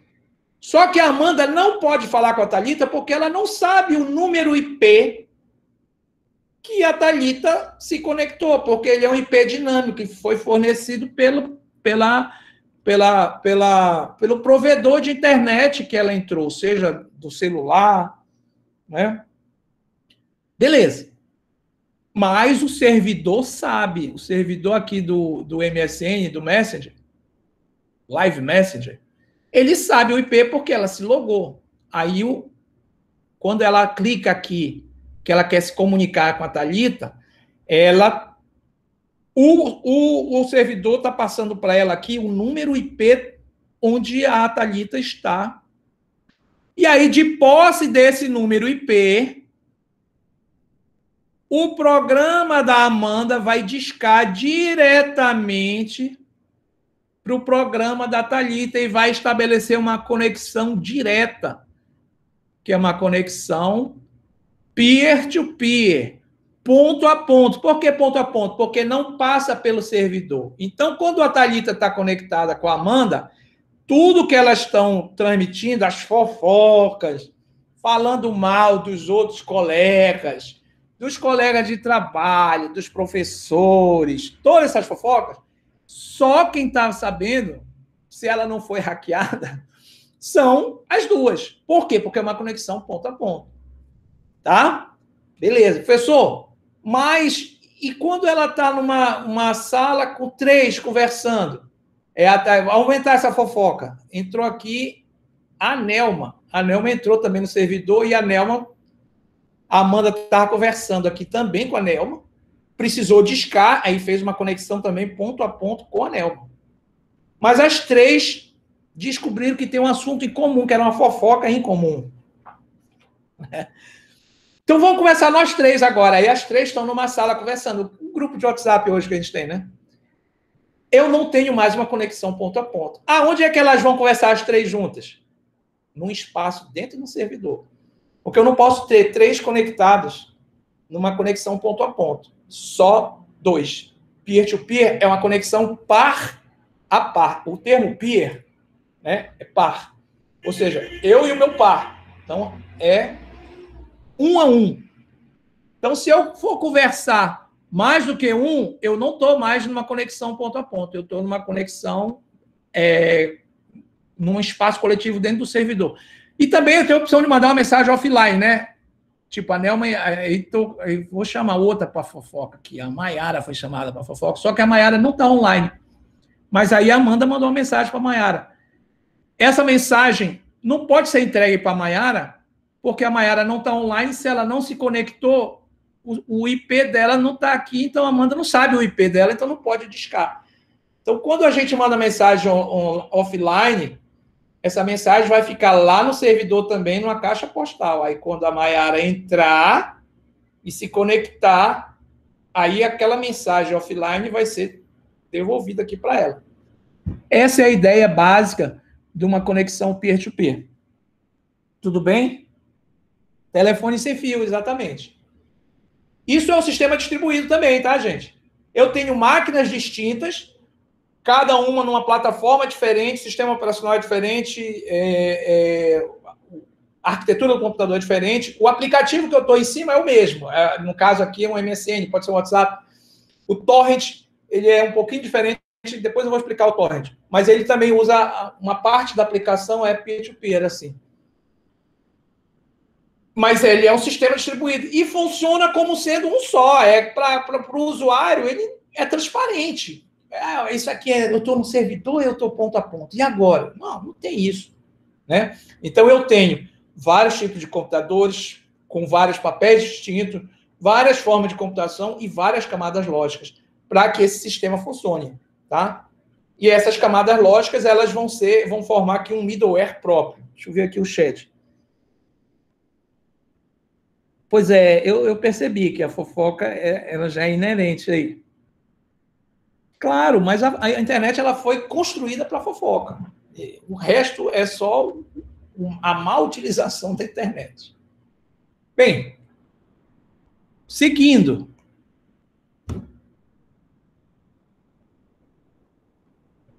As duas Marias, exatamente. Mais para frente a gente vai falar do Torrent, eu vou mostrar um diagramão do Torrent muito bacana. Nunca usei Torrent na vida, coitado. Alguns exemplos, né, de aplicações distribuídas por segmento aqui. Por exemplo, finanças e comércio. E-commerce, aí você pode pegar Amazon, o eBay, PayPal. PayPal, não sei se vocês conhecem, é um sistema de pagamento, né? Sistema de pagamento internacional é como se fosse um Pix, mas internacional. Sistema bancário, comércio eletrônico, as fintechs todinhas, Nubank, todos esses bancos em que eu não tenho a empresa, a agência física, né? Elas são digitais, bancos digitais. Então, são todas aplicações distribuídas. Né? Aqui a Amazon, né? eBay, a gente tem também Mercado Livre aqui, é também típico de e-commerce. Eu dei o exemplo aí de Netshoes, Americanas, Casas Bahia. Eu até falei para você, minha mãe, quando começou a descobrir esse negócio, cartão de crédito, meu Deus. Aí ela descobriu que podia comprar coisa nesses sites de Casas Bahia, Americanas. Minha mãe mora em Tocoruí, de vez em quando está aqui em Belém. Dia sim, dia não, chegava o carteiro com uma entrega. Porque Dona Lídia, aí quando eu vi, era uma coisa que a mamãe comprou na internet. Nesses sites aí. Maravilha.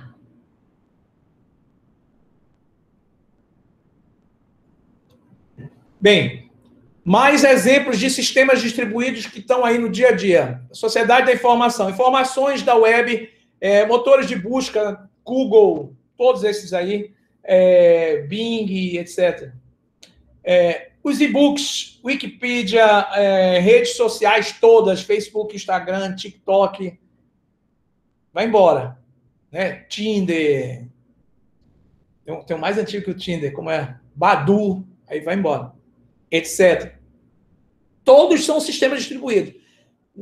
Os servidores estão espalhados, você não tem noção de qual você está acessando, se vai entrar em manutenção, ele funciona como um sistema único. Setores de criação e entretenimento, jogos online, músicas, filme em casa, toda essa parte de geração de conteúdo gerado pelo usuário, então YouTube, Netflix, Prime Video, Spotify, vai embora. Assistência médica, informática e saúde é uma área que está crescendo demais, gente. Eu tô até escrevendo, participando de um capítulo de livro que a gente está escrevendo, o professor Romeu, são 2 capítulos de livro. Eles são na área de... Uma das áreas de imaging informatics, informática aplicada à ciência de imagens. Então, você tem a medicina de diagnóstico, você tem radiologia, infinito. É uma área gigantesca, se vocês terem uma noção. Da informática em saúde, prontuários de pacientes online, monitoramento de pacientes, sistemas de IA para diagnóstico, vai embora. Educação, todos os softwares de e-learning. Hoje você entra, você faz cursos integralmente à distância. Desde cursos que são só vídeo, mas você tem plataformas em que você tem toda uma interação ali, em que você tem agentes inteligentes interagindo com você. Não tem um ser humano ali. No máximo, tem um tutor ali, caso você mande um e-mail, uma mensagem, o cara vai responder, mas ele funciona de forma autônoma. Por sinal, ele faz parte da web 4.0. E-learning, ambientes virtuais de aprendizados, AVA, né? O SIGA é um tipo de AVA, você tem outros, Google Sala de Aula, você tem o Moodle, vários ambientes onde você tem, eles são integralmente destinados para aprendizado. Ensino à distância, aí você tem Udemy, SIGA, Moodle, etc. Na área de transporte e logística, vocês já estão tendo disciplina, já começaram a aula com o professor Isaías, né? Vocês vão ver muito disso. Então, GPS, sistema de localização de rota, sistema de mapa, sistemas Google Maps, Google Earth, Waze, Uber, né, gente? O Waze hoje é onde você estiver, tu liga ali o Waze, ele já vai te dizendo, tu pega Belém Paragominas, tu bota o Waze, ele vai te dizendo onde tem radar, onde tem quebra-mola, onde tem buraco. Ou seja, é um negócio colossal e é baseado em localização geográfica. Na área de ciências, tem grid e clusters. O que são grid e clusters? São equipamentos de alto poder de computação que eu posso utilizar à distância para fazer processamento. No início, quando eu entrei no doutorado na UFPA, não tinha ainda máquinas, o sistema computacional deles não era ainda o melhor. Eu tinha acabado de adquirir o que eles têm hoje lá, mas um dos projetos de bioinformática que eles estavam fazendo na época, que eu já não participei, eles estavam fazendo sequenciamento do genoma do sabiá, passarinho sabiá. E é muito grande, porque genoma de bactéria, vírus, são pequenos. Genoma de eucariotos, plantas gigantes o genoma. Então, os dados são colossais. Para você processar, tem que ter máquinas extremamente possantes, storage. E não tinha lá em Belém. Sabe o que o Romeu fazia? Mandava para rodar lá no NNCC, naquele Santos Dumont, naquele que é o maior supercomputador brasileiro, que fica lá no Laboratório Nacional de Computação de Alto Desempenho, em Niterói. Aí rodava lá o processamento e tal, aí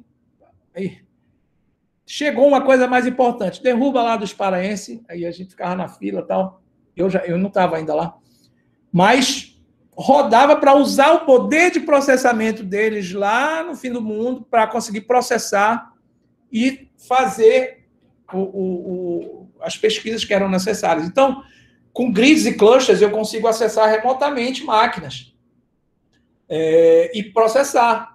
E eu posso processar de forma distribuída. Uma parte do meu processamento é feito numa máquina, outra parte é feito em outras. Eu já falei para vocês, existem técnicas de processamento distribuído, são extremamente modernas, mas eu vou citar aqui algumas delas. E algumas plataformas. Tem uma técnica que é chamada MapReduce. Map, de mapa, Reduce.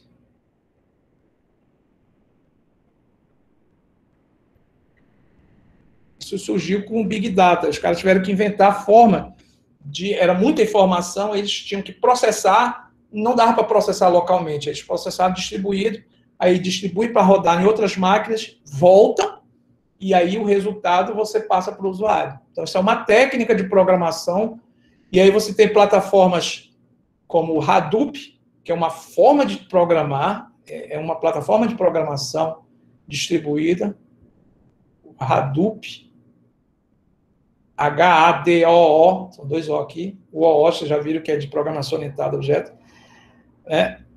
E P, e você tem também a plataforma Spark.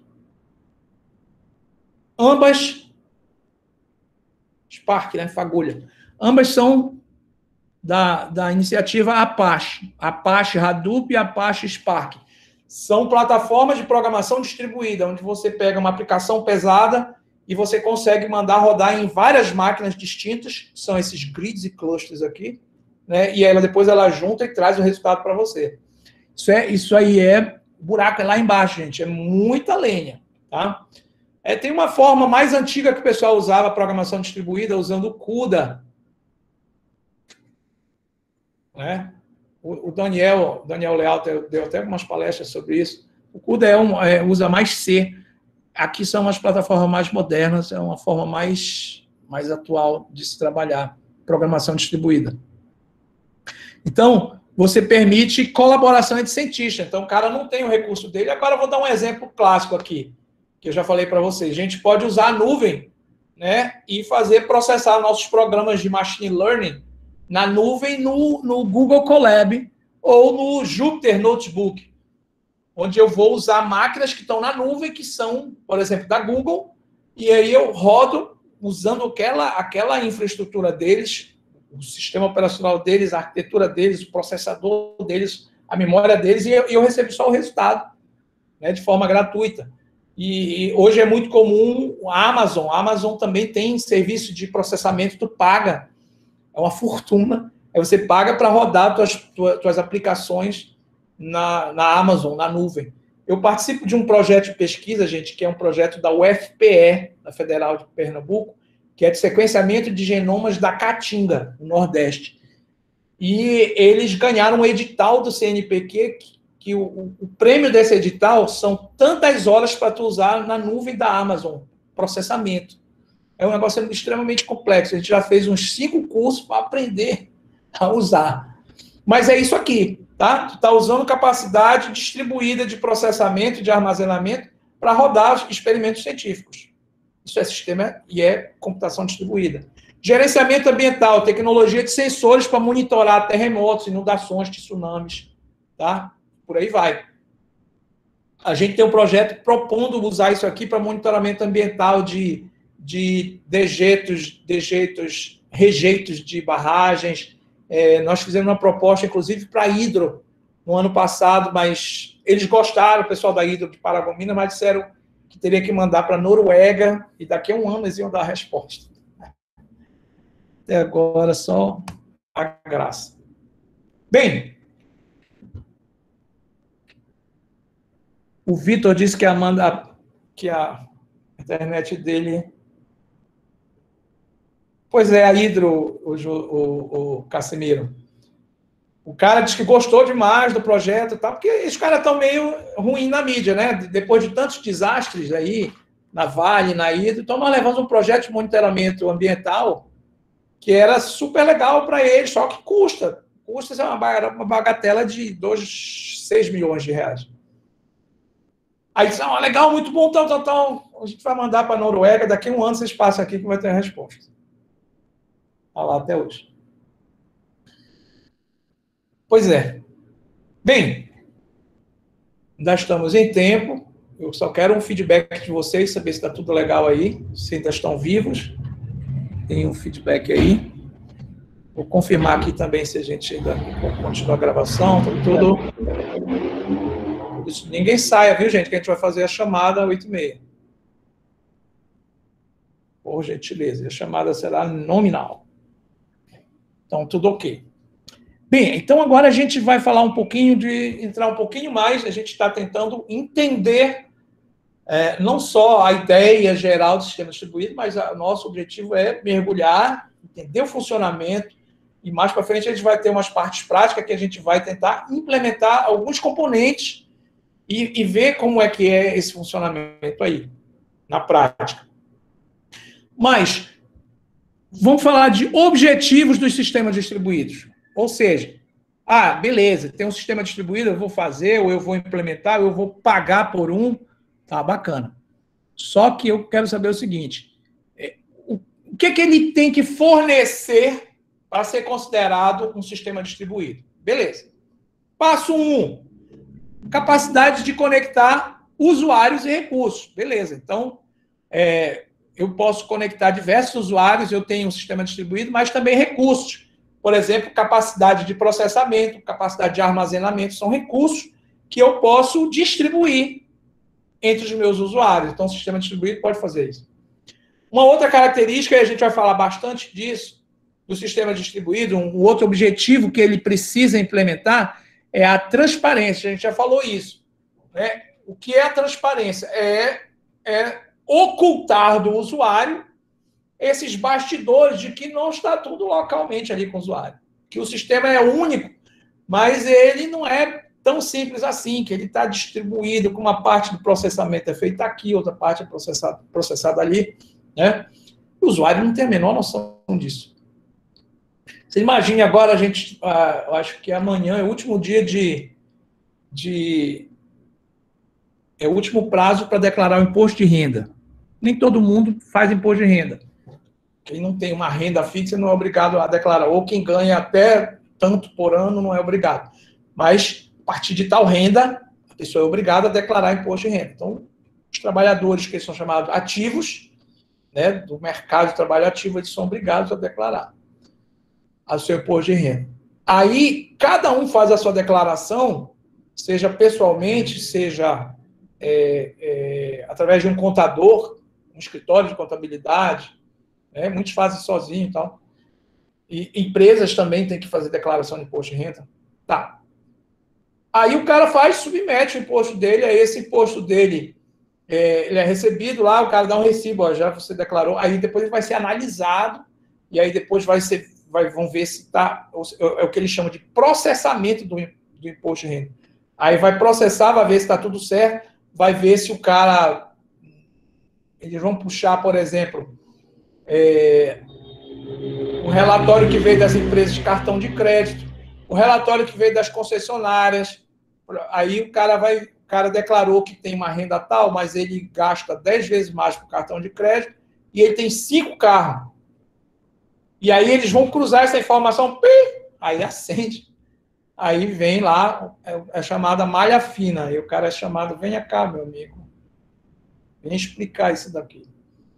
Né? Então, isso é um processamento. Isso é um processamento extremamente pesado. Acontece uma vez por ano no Brasil. Tá? E ele é um processamento distribuído. Em cada capital do Brasil existe uma sede da Receita Federal. Cada sede da Receita Federal, você tem ali os servidores que são do SERPRO, que é o órgão, cuidado com a malha. Não é a malha, é a malha fina. Você tem o SERPRO, que é o órgão federal responsável pelo processamento de dados, como a gente tem a Prodepra no estado, como a gente tem a Simbesa em Belém, e como a gente tem o Luciano em Paragominas. O Luciano é o SERPRO de Paragominas. Né? Então, você tem os servidores do SERPRO que hospedam o sistema de imposto de renda lá dentro da Cefa. Fica em Belém. Beleza, aí está todo mundo declarando aqui, tal. E aí ele é processado em Belém, é um sistema distribuído. Tá? A declaração do Luciano não vai para ser declarada lá em São Paulo, para ser processado em São Paulo, ele vai ser processado na Cefa, né? na Receita Federal em Belém.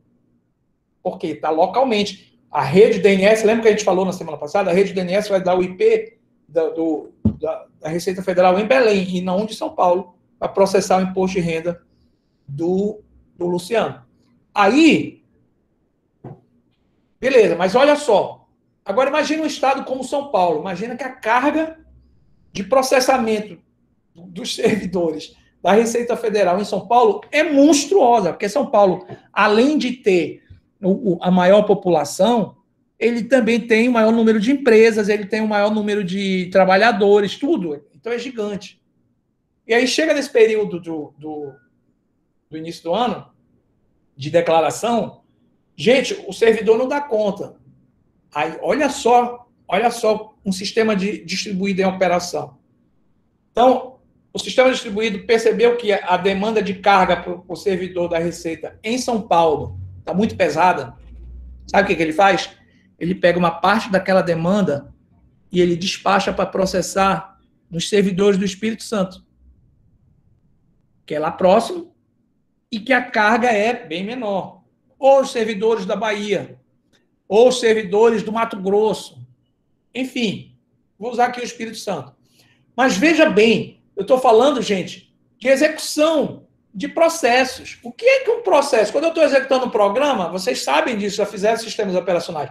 Um programa em execução, ele vira um processo. O processo, ele vai executar cada linha de comando, cada instrução do meu programa. E esse processo, ele vai pegar um dado na memória e tal, ele vai entrar na fila do processador. Tal. Um processo é o quê? É um programa sendo executado. Agora, você imagina milhões de processos em paralelo aqui. Aí eu vou pegar uma parte desses processos, eu vou despachar fisicamente para eles rodarem lá no servidor do Espírito Santo.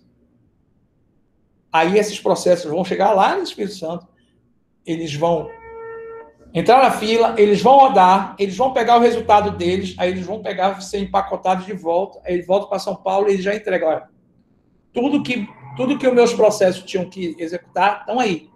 Aí São Paulo processou a parte dele, dividiu a parte com o Espírito Santo, depois o sistema distribuído gerenciou tudo, montou, colocou em ordem, pá, pronto. Está aí, tá a declaração de todo mundo já processada. Quem vai pagar, quanto vai ser a restituição, quem vai ter que pagar imposto, quem não vai ter que pagar imposto, quem caiu na malha fina, quem não caiu, tudo é o resultado do processamento.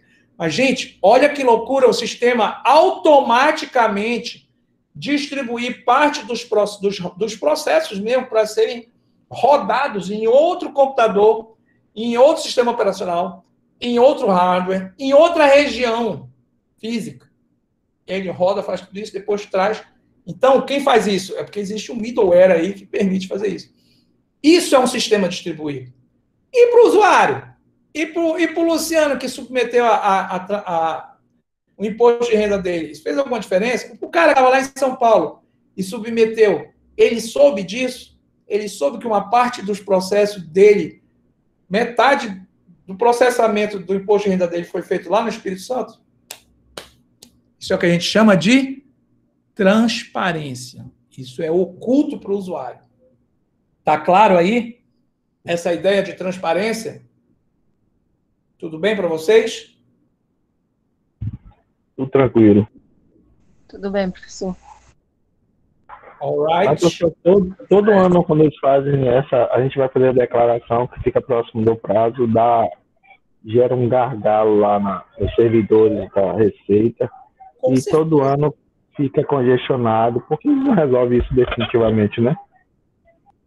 Mas é porque é uma demanda que acontece uma vez por ano, né? E o sistema é distribuído. Na verdade, seria maior o gargalo se não distribuísse. Então, por exemplo, se Belém, se o Pará sobrecarregar, o sistema vai mandar para um estado que tiver menos sobrecarregado.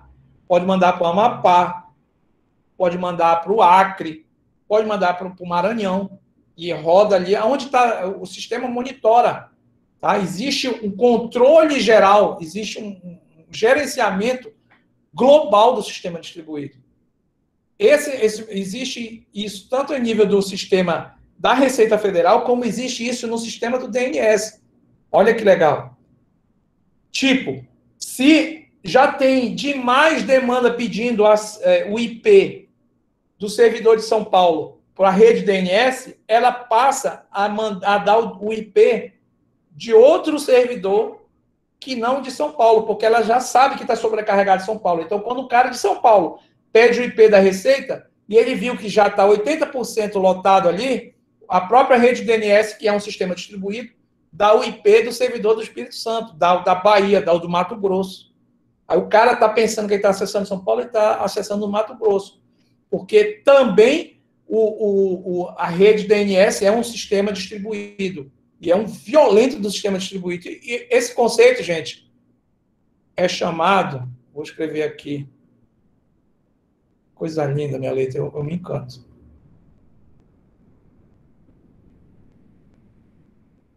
Isso aqui é um C. Letra de doutor aí, professor. Demais. Doutor médico, né? Balanceamento de carga. Exatamente. Balanceamento de carga. Load balancing. De carga. O bom é que está gravando a aula e essa letra vai ficar registrada para a posteridade. Load balance é esse conceito que os sistemas distribuídos têm, o nó de controle, né? Ele percebe que a demanda está alta e ele distribui a carga. Ele faz o balanceamento. A DNS faz isso, a rede DNS. O sistema distribuído como o da Receita, que são esses sistemas extremamente robustos, né? Pesadão, eles fazem isso. Então, se tem gargalo, seria muito maior se ele não distribuísse. Agora, precisa sempre expandir. Eu falei para vocês da avaliação do MEC, que eu avalio lá a capacidade computacional das instituições. Um dos elementos que a gente avalia também, eles têm que mostrar um planejamento de expansão e de manutenção do parque tecnológico. Né? Como está hoje, qual é o plano deles para os próximos 5 anos de expansão de toda a área tecnológica. Então, isso aí vocês vão ver muito em gestão de TI. Hoje você tem, inclusive, pós-graduação que são nessa área, né? Governança de TI. Está sendo muito procurado. Bem, outro conceito aqui que os sistemas distribuídos têm que atender, vamos ver aqui o horário, então ainda estamos dentro do horário, é o conceito de abertura. Vocês já ouviram falar de sistemas abertos. O que é para você um sistema aberto? O que vocês me dizem? Com vocês aí. Porque quando eu digo para você, esse é um sistema ele aberto. tem contato com o ambiente externo. Ele não fica só no próprio ambiente interno dele. Esse é um conceito, Eliana, para a teoria geral de sistemas. Aqui em sistema distribuído, a abertura é um pouquinho diferente. Quem quer mais tentar? O que seria um sistema aberto? É um sistema que interage com o meio externo. Mais. Open System, o que vocês entendem por isso?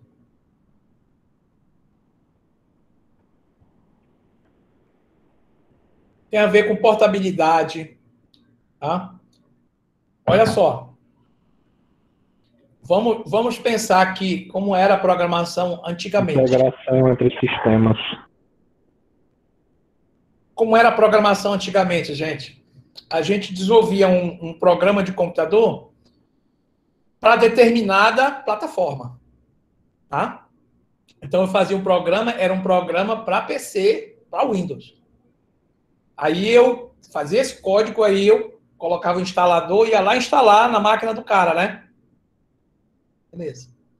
Aí, o cara tinha outras máquinas, um outro cliente já era Linux que ele usava. Já mudava o meu programa. Aí, vou construir o meu programa para aquela outra plataforma. E aí, o pessoal da Sun Microsystems, que são os donos originais do Java, os caras que desenvolveram o Java, eles trouxeram o conceito revolucionário de máquina virtual. O que a máquina virtual fez? Qual foi a mágica? Todo mundo já ouviu desse conceito aí de máquina virtual? JVM? Já. Vocês conhecem isso, né? Sim. Qual é a ideia da máquina virtual? Os caras disseram o seguinte, olha, vamos colocar uma camada de software intermediária, tá? Que aí todo computador põe essa camada lá, independente da plataforma, se é Windows, se é Linux, se é um OS 2, se ele é um iOS, ele tem uma camada virtual, tá? E aí eu vou desenvolver o meu programa, e esse meu programa, na linguagem que for, ele vai falar uma língua. Qual é a língua? Daquela camada virtual. Então, eu não tenho mais que me preocupar com qual é o sistema operacional que vai estar por baixo. Eu desenvolvo para conversar com a camada virtual, com a JVM. E a JVM conversa com todos os sistemas operacionais. Então, pela primeira vez, foi o Java que trouxe, Java que ainda era da Sun Microsystems, depois ele foi comprado pela Oracle, virou um colosso e tal, mas foi o Java que trouxe essa ideia da máquina virtual e da portabilidade, que era um conceito que não existia. O que é a portabilidade? Eu pegar o meu programa e rodar ele em qualquer máquina. Tá? Eu rodo em qualquer máquina.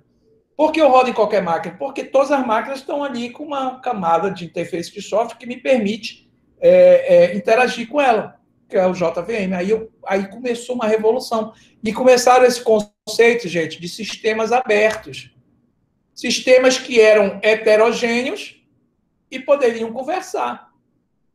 Quando a gente falou lá atrás, aqui, ó, de uma camada de rede, de uma pilha de protocolos, eu estou falando de sistemas abertos, ou seja, máquinas distintas que trabalham e conversam e operam juntas, independente da plataforma. Então, quando eu falo em sistemas distribuídos de abertura, sistemas abertos, não interessa qual é a arquitetura, não interessa qual é o sistema operacional, os componentes de todas as partes do meu sistema distribuído se comunicam de boa. Tá? Deu para entender? O sistema aberto, isso é um dos objetivos do sistema distribuído. Nem sempre eu posso ter um sistema distribuído que não é aberto? Posso. Não é o ideal, mas eu posso. Não, o meu sistema é distribuído, mas é todo mundo homogêneo. Todo mundo é a mesma plataforma, mas ele é distribuído. Ele está espalhado, as pessoas acessam, tal, mas todo mundo é homogêneo. Então, as máquinas onde roda o meu sistema, elas são todas homogêneas. É a mesma arquitetura, é o mesmo sistema operacional.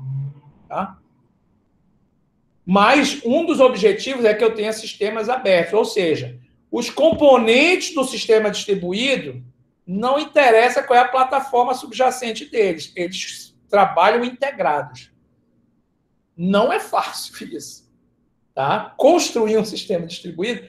Para eu trabalhar com abertura, gente, significa que o meu middleware tem que ser muito top. O meu middleware tem que ser muito top para permitir que máquinas distintas trabalhem juntas. Máquinas com arquitetura diferente, sistema operacional diferente, trabalhem, troquem. Processa aqui, pega isso aqui, roda aí, roda aqui. Cara, imagina assim, você tem um trabalho de programação grande pra caramba, então tem que dividir. Cada um aqui trabalha numa plataforma diferente. Cada um é com uma arquitetura diferente e tal. E aí, cada um vai pegar uma parte do código para rodar. Caramba, e depois como é que eu vou integrar isso? Como é que eu vou juntar? Isso é uma abertura. Um open system, um sistema aberto, todo mundo vai trabalhar na sua e ele consegue integrar. Então, o middleware tem que ser muito top.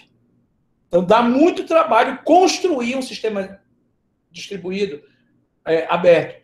E tem mais. Tem duas situações aí que a gente vai ver mais para frente. Um sistema distribuído, eu posso pegar assim, eu vou criar um sistema distribuído do zero. Ele já vai nascer distribuído. É mais fácil. Quer dizer, é menos difícil, não é mais fácil. Mas agora imagina assim, teve a fusão de 2 bancos. Tá? Diga aí, 2 bancos que fundiram e viraram um só. Banespa virou Santander, não foi? Vocês são dessa época? Bancos que fundiram, sei lá.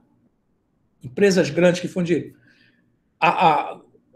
Sei lá, no início dos anos 2000, a Sky comprou a DirecTV e ele virou a Sky. Imagina, a DirecTV era a maior operadora de TV a cabo da América Latina. Isso, Bradesco, HSBC, Sky, DirecTV. Vou usar do banco, né? Bradesco, HSBC. Eram 2 bancos, cada um tinha o seu parque computacional, tinham suas máquinas com as suas arquiteturas, o seu sistema operacional e o seu sistema bancário. Aí um comprou o outro. Aí, de repente, você teve que, ó o Tenet aqui, fundir para transformar num único sistema. Caramba, isso dá um trabalho. É diferente de você construir do zero, uma plataforma do zero. Entendeu? É difícil, muito difícil, mas é menos complexo do que você pegar dois sistemas que já são distribuídos e depois você tem que fundir. Geralmente o que se faz, e são as grandes companhias de software que fazem isso. Não tem ninguém pequenininho não, gente. É só IBM, TOTUS para frente. Já estou adiantando para vocês. O buraco é muito embaixo. Tá? Então, geralmente o que se faz é que eles constroem um sistema intermediário, como se fosse um middleware, e eles começam, esses caras estão operando, funcionando e tal, aí eles vão migrando aos poucos, e depois você migra, depois que você integra um sistema único, mas é muito complicado. É diferente de um banco que sempre foi um só, e o sistema dele vai ser o Banco do Brasil, sempre foi Banco do Brasil. Ah, ele se moderniza, mas ele é o Banco do Brasil. Agora, digamos assim, a Caixa compra o Banco do Brasil. Não, o Banpará compra o Banco do Brasil. Aí, essa integração um sistema aberto, ele vai permitir com que todo mundo converse aí. É extremamente complexo. Por isso que está aqui como um objetivo, mas não quer dizer que todo sistema distribuído implemente isso. Tudo bem a ideia de abertura aí? Facebook comprou o WhatsApp, isso, exatamente. Bem, o último objetivo aqui, que é a última parte que a gente vai falar hoje na aula, que é o que se espera de um sistema distribuído, é escalabilidade. Esse tema aí eu já falei algumas vezes para vocês, é a capacidade de crescimento. Né? A escalabilidade é o quê? O quanto eu consigo crescer. Então, o sistema distribuído, gente, ele tem que estar sempre aberto à expansão. E aí, eu dei o exemplo lá da Netshoes para vocês, né? Netshoes, gente, começou pequeno, aí ela começou a expandir para cidades, aí expandiu para estados, aí eles capitalizaram é quando eles abrem o capital na bolsa, recebem investimento de fora, passam a ter sócios, e aí eles montam no cascalho, e eles distribuíram para a América Latina toda. Mas eles têm servidores na Europa, nos Estados Unidos, porque se o cliente deles estiver na Europa e quiser fazer uma compra, ele faz. E ele não precisa ficar acessando um servidor, fazendo uma conexão TCP com o Brasil. Ele vai acessar lá na Suíça. Lá. A escalabilidade é a capacidade de crescimento que o meu sistema pode ter. Então, conforme o cara vai crescendo, né, você vai ampliando a tua capilaridade e a tua... Tu vai escalando o teu sistema distribuído, vai pondo novos servidores, novas réplicas para atender essa demanda. Isso é escalabilidade. Agora, gente, lembra que eu falei para vocês, quando eu estou avaliando lá a faculdade, uma das coisas que eles têm que apresentar é o planejamento de expansão. Isso é escalabilidade. Agora, gente, quando eu falo de distribuir um sistema, eu estou falando de muito dinheiro. Imaginem, um sistema que era local, né? Uma farmácia que era local e, de repente, ele monta uma rede que é do Brasil todo. Então, ele vai ter que distribuir servidores no Brasil todo. Ele vai distribuir o sistema dele. Isso envolve muita bala para você comprar servidor, para você hospedar servidor, aplicação. Você tem o espaço físico, você tem que ter funcionários, você tem que dar manutenção, você tem que ter storage, você vai... Cara... É muita grana. Geralmente, uma solução que existe no mercado são as empresas que elas terceirizam isso. Elas oferecem um serviço de infraestrutura de hospedagem. Olha que bacana. Né? O cara, ao invés de... eu vou distribuir meu sistema, a minha empresa cresceu, ela está nacional. Mas eu não posso continuar com o meu servidor só em Belém. Eu tenho que distribuir também. Imagina, aí são quantos estados no país, em cada capital, pelo menos, eu tenho que pôr um servidor físico, numa sala, num escritório, com refrigeração, com storage, com um cluster lá, processamento, funcionário, 24 horas, disponibilidade, né, 24 por 7 por 30. Gente, isso é uma fortuna. Aí eu chego numa empresa que também são empresas que têm pouco dinheiro na vida. Elas fazem o quê? Olha, quanto você precisa? Eu tenho estrutura em todas as capitais do Brasil. Eu cobro X por capital. O que você quer? Um sistema assim, assim, assim, assim? Beleza, tranquilo. Eu hospedo para você. Então, aí o cara terceiriza o serviço dele, a empresa dele, os servidores deles ficam hospedados nessas empresas. E aí eu estou falando de empresas, gente, tipo IBM, tá? São essas empresas que eles têm os data centers que são só para isso. Os farms, fazenda de dados. E eles ganham vendendo hospedagem e manutenção. Aí o cara hospeda o sistema dele e não está preocupado com conta de luz, com conta de energia, com um profissional que vai ficar lá cuidando, se vai dar pau no disco físico, no SSD, não quer nem saber. O cara paga todo mês e aquela empresa garante o serviço.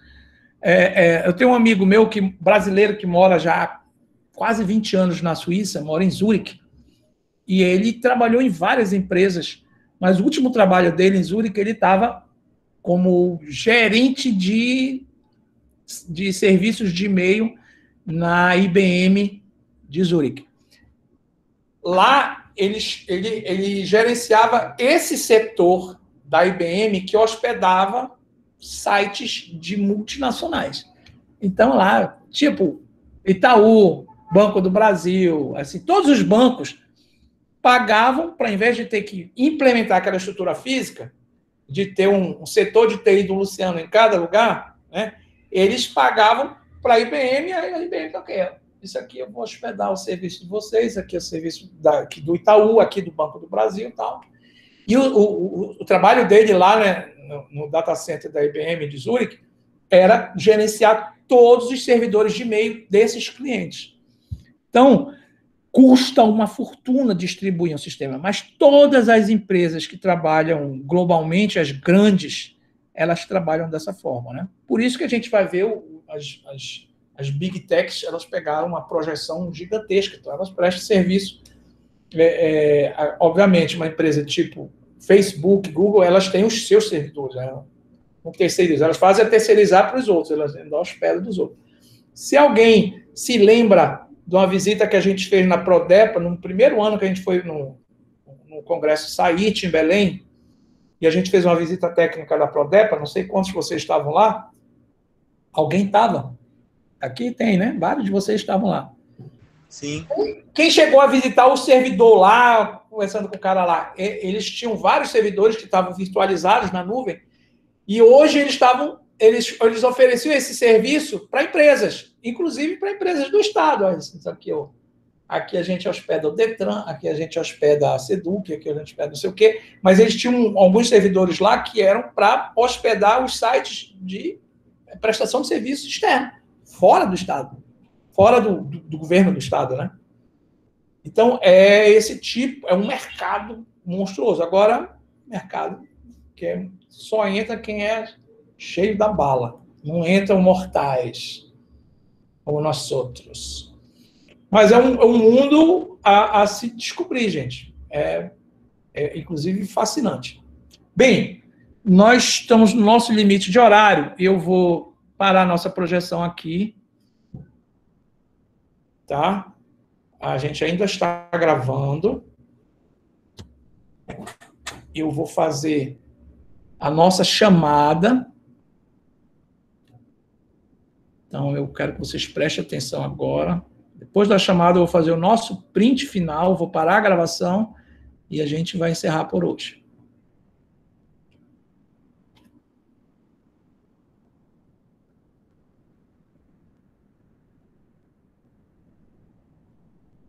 Na semana que vem, a gente retorna na segunda-feira mesmo.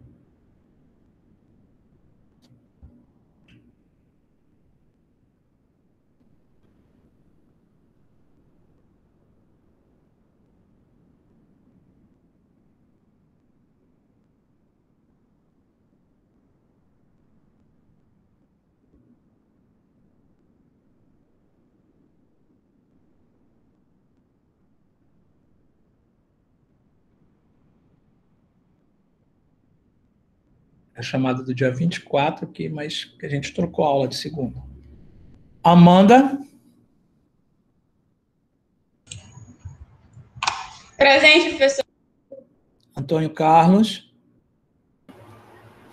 Presente. Tonho Marcos. Presente, professor.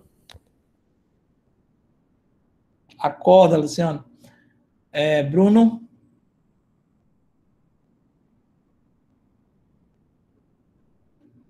Tá, Bruno no chat. Cíntia.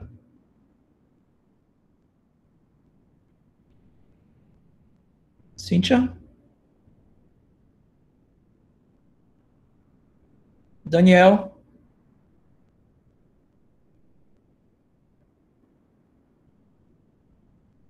Jean. Presente. Edson. Presente. Elias. Presente. Hélio. Presente. Erivana. Erivana tá aí? Ashley. Erivana entrou e saiu algumas vezes, professor. Foi? Ela veio? Ashley. O professor tinha acabado de sair. Eu vi o Wesley entrando. Joaquim.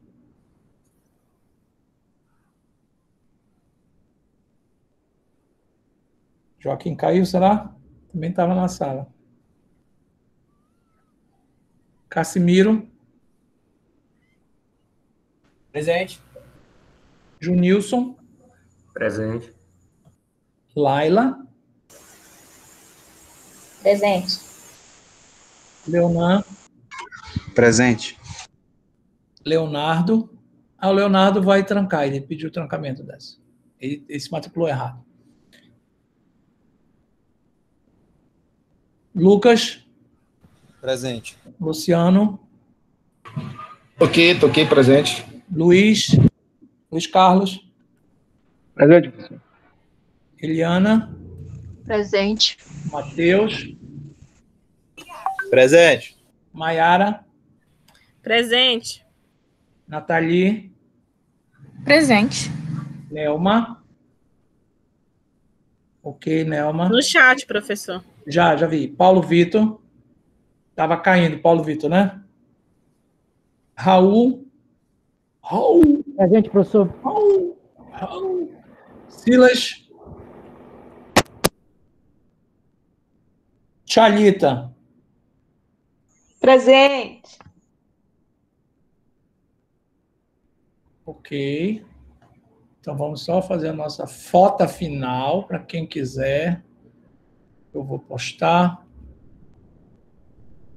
Não precisa nem ligar a câmera, só o registro mesmo. Sorriam sem câmera. Ó. Pronto. Vou parar a gravação. Só descobrir onde é que para a gravação. Interromper a gravação. Interromper a gravação.